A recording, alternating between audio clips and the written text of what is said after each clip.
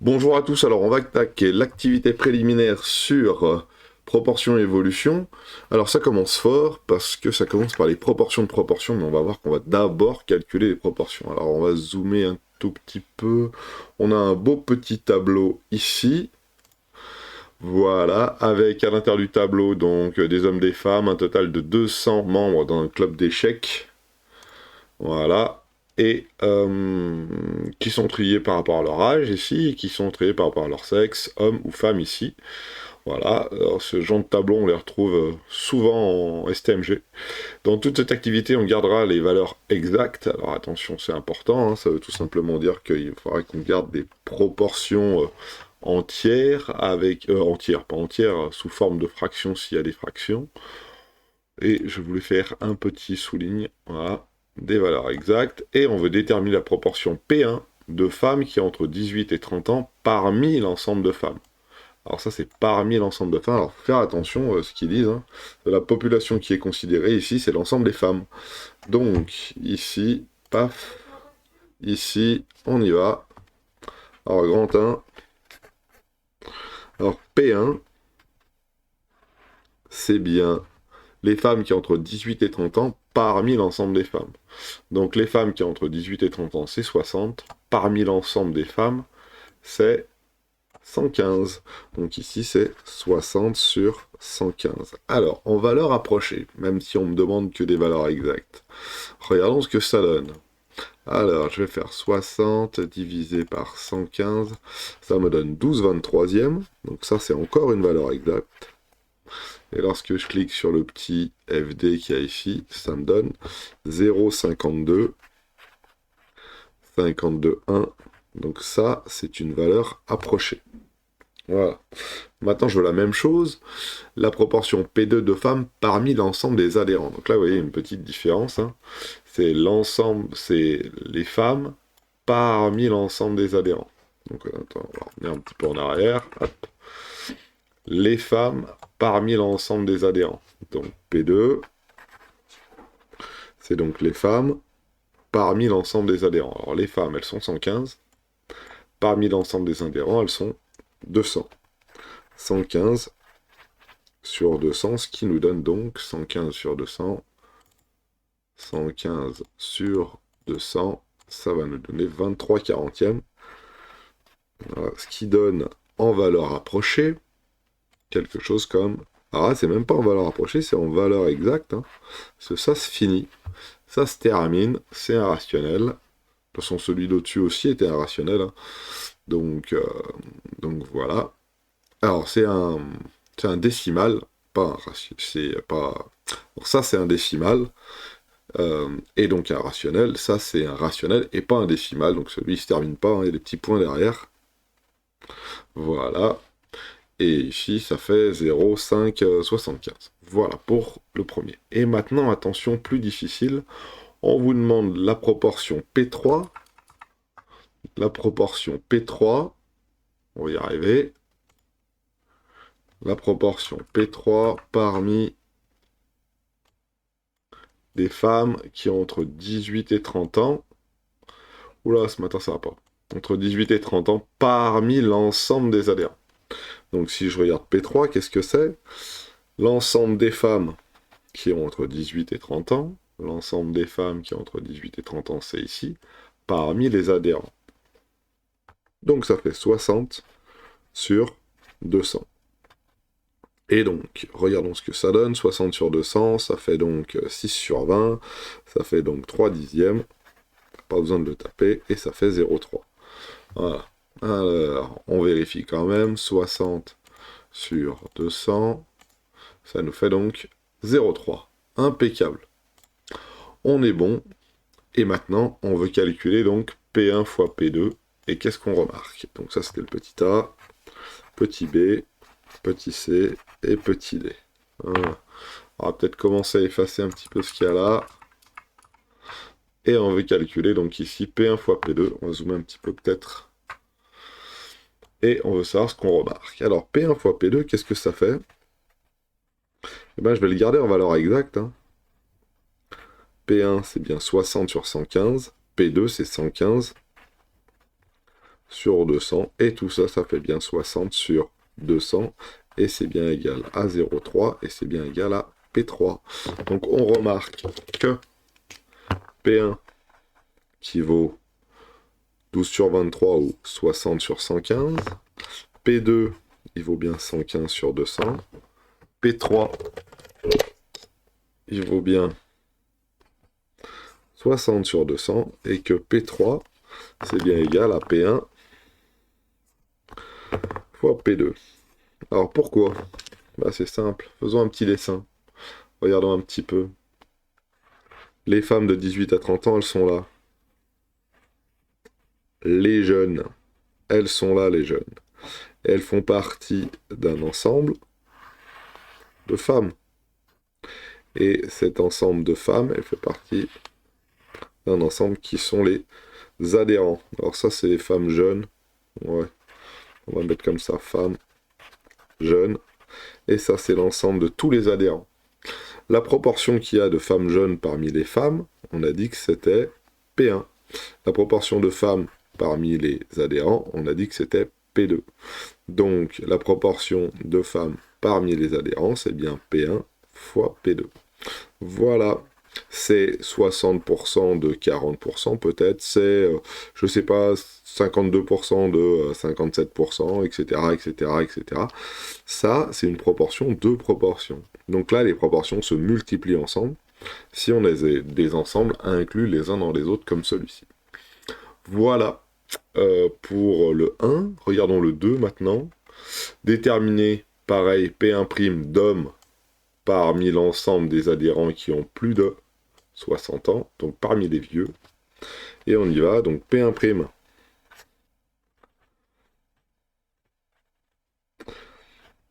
Les vieux, alors les hommes parmi les adhérents qui ont plus de 60 ans. Les hommes parmi les adhérents qui ont plus de 60 ans. Donc il y a 10 hommes sur 45 personnes en tout. Voilà. Et ça nous donne, bah, on va le laisser comme ça, 10 sur 45. On va quand même regarder ce que ça fait. Est-ce que il n'y aurait pas par hasard ici, alors menu, hein, 10 sur 45, 0,22, 10 sur 45, quand vous mettez ça, ça vous simplifie 2 neuvièmes. Allez, on va garder les 2 neuvièmes. Voilà.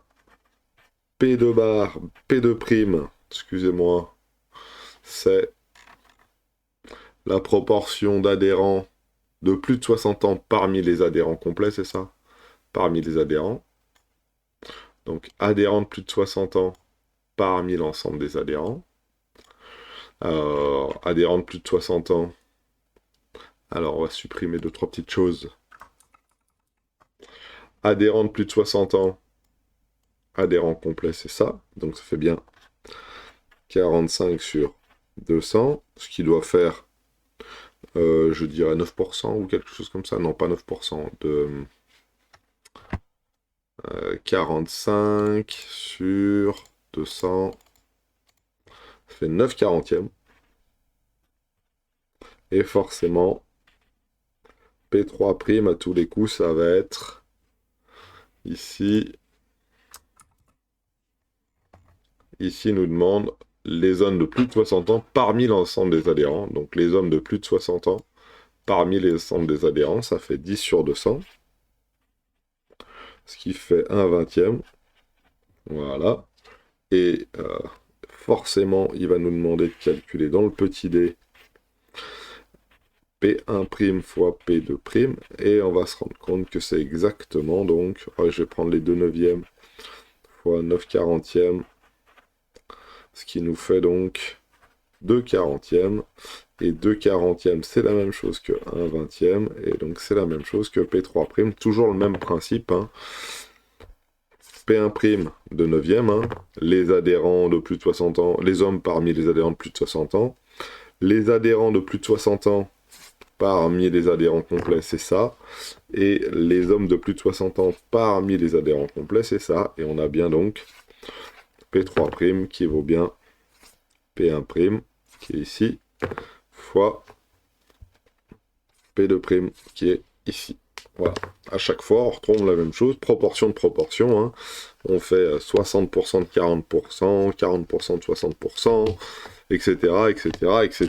Donc, voilà, ça fait partie de ce que vous avez eu l'année dernière, et ça fait aussi partie du cours de cette année. Alors, on considère trois ensembles emboîtés. Alors, emboîtés, j'aime pas trop le mot, mais bon, vous avez bien compris le concept. Hein. C'est des ensembles qui sont inclus les uns dans les autres, un petit peu comme les ensembles de nombres. Ici, on a A, B et C. Et le but du jeu, ici, c'est de dire que A est l'ensemble des adhérents, du club.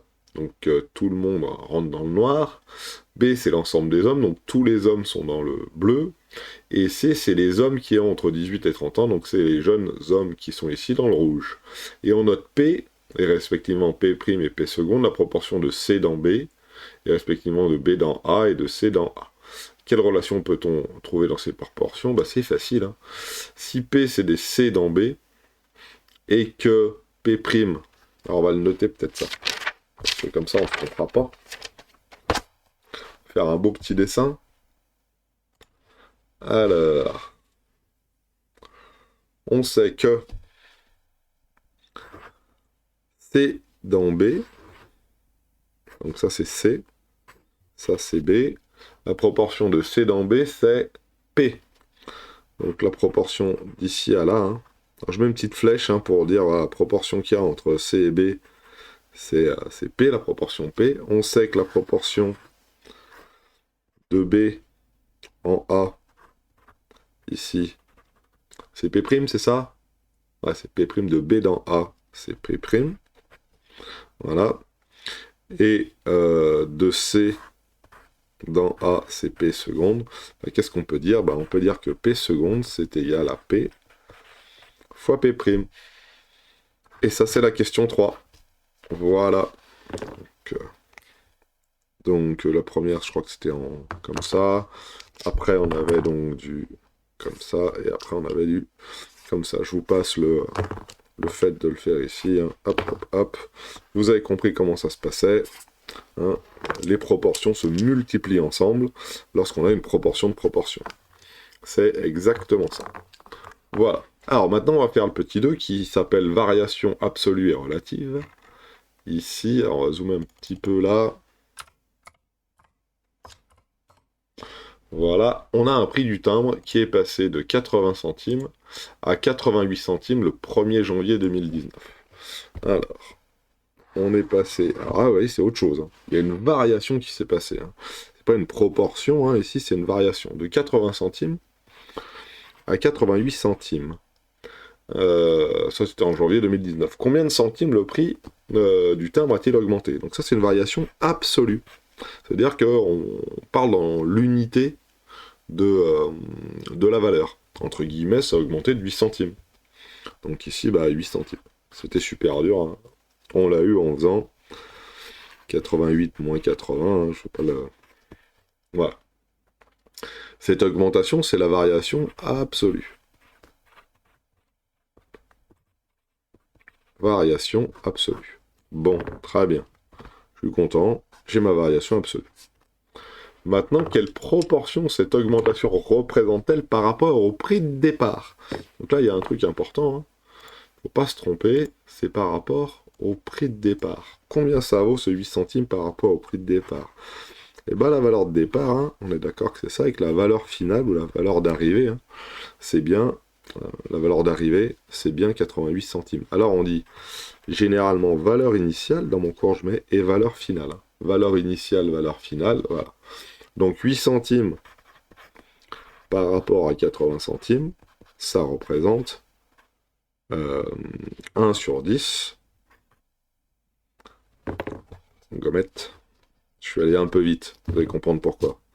Ça représente un dixième, ce qui représente 0,1, et ce qui représente 10%. Alors j'ai pas mis égal, mais on pourrait hein, à la rigueur mettre égal. Hein. Mais attention, hein, ce truc-là, ça veut dire divisé par 100, hein, ça veut dire 10 sur 100. Hein. Voilà. Donc voilà. Plus 10%. J'aime pas trop écrire comme ça, des fois je préfère mettre la flèche, des fois on laisse comme ça, 10% environ. 10%, même pas environ, exactement. Et ça, là, c'est la variation relative. C'est relative, c'est relatif, c'est relatif au prix de départ. Attention, hein, c'est relatif au prix de départ qu'il y a ici. Donc, hein, on va comparer de combien ça augmente par rapport au prix de départ, ou de combien ça diminue. Et on va vous demander de calculer VA moins VD sur VD, où VD c'est la valeur de départ, donc là on avait bien donc VD, et VA c'est la valeur d'arrivée. Alors eux ils ont mis VA et VD. Alors, moi j'ai mis VI et VF. Alors on va recopier, c'est pas grave. VA c'est 80 centimes. VD, excusez-moi, la valeur de départ c'est 80 centimes, la valeur d'arrivée c'est 88 centimes, et eux ils nous demandent de calculer VA moins VD sur VD. Donc c'est bien ce qu'on a fait, hein, 88 moins 80 sur 80, et ça nous donne bien notre 0,1, ce qui correspond à notre 100%. Notre 10%. Voilà. Impeccable. Peut-on arriver à une variation négative? Alors une variation négative, oui. Hein. Il suffit d'avoir VA, alors VA moins VD sur VD, valeur d'arrivée moins valeur de départ sur valeur de départ. On va mettre des petites couleurs, j'aime bien les petites couleurs. Donc regardez, en rose, on va mettre la valeur de départ. Voilà, la valeur de départ, elle est de 80 ici. En bleu, on va mettre la valeur d'arrivée. Voilà. Comment on pourrait faire pour avoir une variation négative? C'est facile, il faudrait que VA soit plus petit que VD. Donc si VA est plus petit que VD, alors variation négative. Grosso modo, c'est pas une hausse qui s'est passée, mais c'est une baisse. La valeur d'arrivée est plus petite que celle de départ, ça veut dire qu'on vous a soldé un polo, un jean, un téléphone portable, etc. Est-ce qu'on peut avoir une variation supérieure à 1? Pour avoir une variation supérieure à 1, il faut que VA soit beaucoup plus grand que VD. Pourquoi? Parce que comme ça, VA moins VD sera supérieur à VD. Donc il faut que VA moins VD, la valeur d'arrivée moins la valeur de départ, elle soit supérieure à la valeur de départ. Voilà. Donc grosso modo, il faut que VA soit supérieur à 2 fois VD. C'est-à-dire qu'on a plus que doublé. Ça veut dire que la variation, elle sera donc supérieure à 1. Voilà. Et est-ce que je peux avoir strictement inférieur à moins 1? Alors si je mets un égal ici, strictement inférieur à moins 1, tout ça là, strictement inférieur à moins 1, c'est pas possible. Okay, parce que il me faut une valeur d'arrivée qui soit bien inférieure. Alors on va essayer de voir ça. Je vais tourner un petit peu la page et puis on va voir ce que ça dit. Donc regardons un petit peu. Ça voudrait dire que VA moins VD sur VD est strictement inférieur à moins 1. On vous rappelle que VA et VD c'est les nombres positifs. Hein. Donc ici dans notre cas, hein, donc VD, on va faire passer le VD de l'autre côté, où on va multiplier par VD à gauche et à droite, multiplier par VD à gauche et à droite, vu qu'ils sont positifs, ça ne change pas le sens de l'inégalité. On va enlever ce VD ici pour le faire passer de l'autre côté. Ça veut dire que VA, c'est inférieur à moins VD plus VD. Hein. J'ai ajouté VD à gauche, j'ai ajouté VD à droite. Ça fait 0. Ça voudrait dire que VA est négatif. Et ça, c'est pas possible. Hein. La valeur d'arrivée ne peut pas être négative. On parle de valeur positive ici, la variation sur des nombres positifs, de prix du timbre par exemple, là on ne peut pas avoir un prix du timbre inférieur ou égal à 0. Donc ici c'est impossible. Donc grosso modo, si la variation est supérieure à 100%, supérieure à 1, comme on l'a écrit juste avant par ici là, supérieur à 1, donc supérieur à 100%, on a VA qui est supérieur à 2 fois VD, hein, c'est-à-dire qu'on a augmenté de plus de 100%, donc on a doublé quasiment le prix.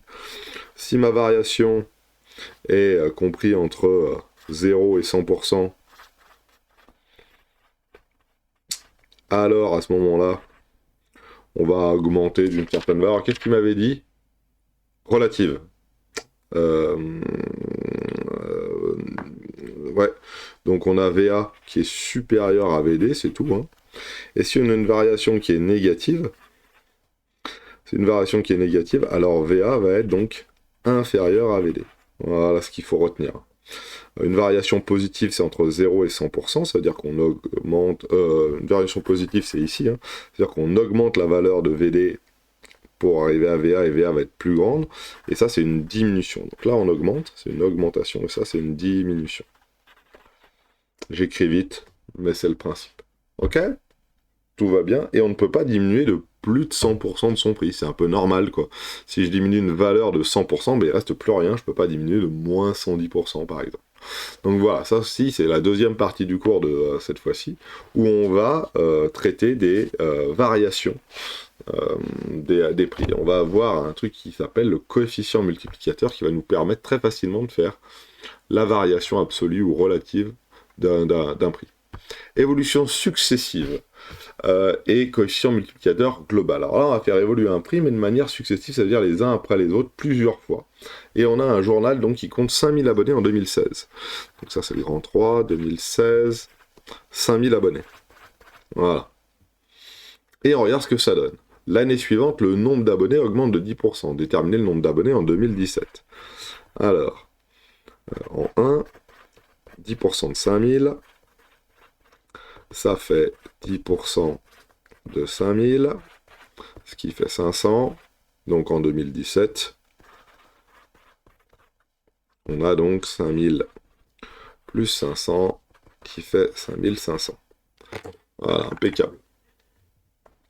En 2018, donc ça c'était grand 1, petit a.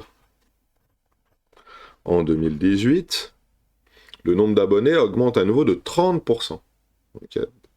Donc 30% de cette fois-ci 5500, parce que c'est par rapport à l'année dernière. Ça vaut 30 sur 100 fois 5500. Alors ça, le calcul, il faudrait le faire de tête, mais 10%, c'est 550. 550 fois 3, ça fait 1650. Petite vérif, histoire de ne pas se tromper. 30% de 5500. Donc ça fait bien 1650. Donc en 2018, on a donc 5500 plus 1650, ce qui nous donne 7150. Donc regardons un peu ce qu'on a. Entre 2016 et 2017, donc on passe à 5500 et grosse augmentation jusqu'en 2018 qui va être donc 7150 ici. Voilà nos valeurs. Maintenant,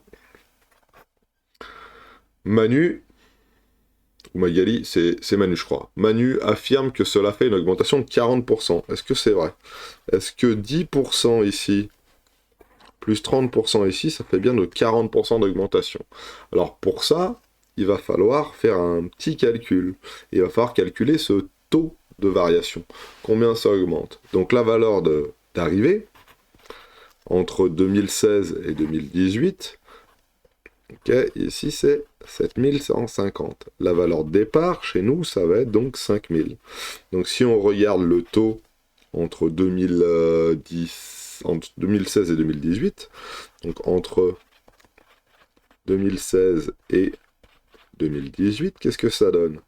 Bah ça donne valeur d'arrivée, moins valeur de départ, le tout sur valeur de départ. Valeur d'arrivée 7150, moins 5000, le tout sur 5000. Très bien. Alors on y va et on regarde si ça fait 40%. 7150 moins 5000, ça fait tout ça, divisé par 5000, ça fait 43. Et ça fait pas 40. Ça fait un taux qui fait 43%. Voilà. Un taux en pourcentage qui vaut 43%. Alors d'où sort cette différence? La différence, en fait, elle est assez évidente. Pourquoi? Pour la bonne et simple raison que ce 30% ici, là, il n'est pas pris sur les 5000 de là. Si c'était 30% de 5000, là, à ce moment-là, ça ferait 40%. Mais là, c'est 30% de 5500. Donc la population de base, le nombre qui est considéré pour faire l'application de plus 30% ici, okay, et ben c'est 5500. Donc on fait 10%, plus 10% de 5000, et on fait plus 30% de 5500. C'est pour ça que ça fait pas 40% en tout. Ce 40%, ça serait 40% de 5000. Pour que ça fasse 40% de 5000 d'augmentation, il faudrait que ça soit 10% de 5000 et 30% de 5000. Or, c'est pas le cas ici. C'est pour ça que ce taux il est un peu plus élevé, parce que justement, ce 30% ne s'applique pas aux 5000, mais aux 5500. Voilà, entre 2016 et 2018. Dans un magasin, un pantalon est vendu 45 euros. Juste après la période des fêtes, son prix augmente de 20%, puis diminue de 20%. À l'issue de ces deux évolutions, le prix aura augmenté ou diminué. Alors regardons. Alors là, je vous propose de faire un petit dessin. Sur une autre page, bien sûr. Là, ça commence à faire beaucoup. Voilà. Donc on a un pantalon qui vaut 45 euros. Voilà. On va dans un premier temps le faire baisser de moins 20%. Alors je ne vais pas le faire comme ça, parce que dans le cours je ne l'ai pas fait comme ça. On va le faire passer dans une petite boîte. Un solde de moins 20%. Alors, moins 20%, ça fait quoi? 20% de 45 euros. 20% de 45 euros, ça fait 20% fois 45 euros. Alors c'est une baisse hein, dans un premier temps. Non, il augmente dans un premier temps. Il augmente de 45, ça ne change rien. 20% de 49 euros, je crois que ça fait 9 euros. 20% de 45 euros, ça fait donc 9 euros. Donc il augmente de 9 euros. Donc après la première, ça fait donc plus 9. Donc 54. Voilà. Et après on dit qu'il baisse de 20%. Il baisse de 20%. Donc 20% de 54 euros. Combien ça fait? Bah ça fait 20%. Donc là c'était 9 euros de plus. Et 54 euros. Alors 20% de 54 euros. 20% de 54 euros. Ça fait donc 10,8. Donc 10,8 euros de moins. Donc au final, ça fait 54 moins 10,8, ce qui nous donne 43,1. 43,2%. Pas pourcent euros. Donc il a bien baissé de quelques euros. Hein. Il a baissé de 1,08 €, 1,80 €. Voilà, donc une baisse, une hausse suivie d'une baisse, ça nous donne donc une baisse. Surtout si c'est une hausse d'un certain pourcentage, puis une baisse d'un autre certain pourcentage, ça fait donc une baisse de un tout petit pourcent. Donc voilà, ce qu'il faut vous enlever de l'esprit, c'est que si on monte de 5% et qu'on diminue de 5%, on ne revient pas sur le prix de départ. Si on monte de 20%, on diminue de 20%, on ne revient pas sur le prix de départ. Vous pourrez essayer en baissant de 20%, en montant de 20%, c'est pareil, on ne tombera pas sur le prix de départ. Donc voilà, ici, ça aura baissé. Alors je ne vous fais pas la petite phrase et je passe directement au 3. Une quantité augmente de 15%, puis de 40%. Donnez un coefficient multiplicateur associé à chacune de ces évolutions. Alors ça, il faudra faire un petit peu de cours, mais regardez bien. Une augmentation de 15%. Si je prends une valeur, que je l'augmente de 15%, ça veut dire que je la multiplie par 15 sur 100, et que je lui rajoute sa valeur. Bon, là, je peux factoriser cette expression-là, et ça va nous faire une valeur fois 15% plus 1. Hein. Là, c'est V fois 15%, et là, c'est V fois 1, entre guillemets. Hein. Je l'ai mis en petit, mais ça fait V fois 1. Et 1 plus 15%, qu'est-ce que ça fait? Bah, ça nous fait 1,15. Donc, le premier coefficient multiplicateur associé à une augmentation de 15%, c'est 1,15. De la même manière, pour 40%, vous vous doutez bien que le coefficient multiplicateur, ça va être 1,4. Voilà. On fait pareil, sauf qu'ici, on met 40%. Donc regardez bien, si j'ai une hausse de 15%, plus 15%. Oula, j'ai bien mal écrit là. On recommence.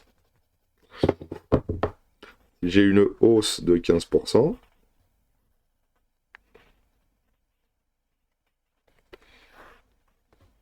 Et si j'ai une augmentation de 40%,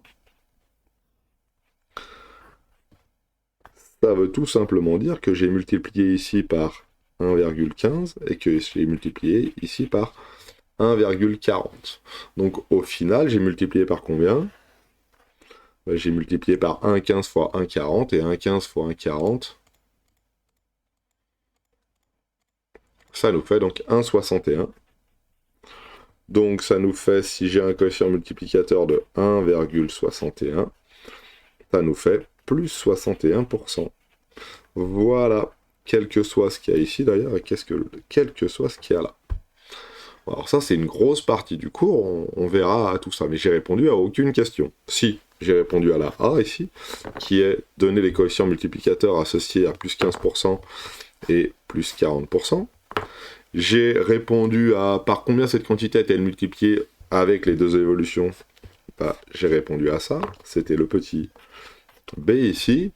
En déduire le taux d'évolution qui correspond, ça c'était le petit C, plus 61%. Indiquer la méthode générale permettant de déterminer l'évolution en pourcentage à l'issue de plusieurs évolutions successives. Bah, on multiplie les coefficients multiplicateurs, on fait CM1 fois CM2, et quand on a le coefficient multiplicateur global ici, on retrouve assez facilement le taux d'évolution. Voilà pour ces petits exercices. Je vous souhaite à tous de passer une excellente journée.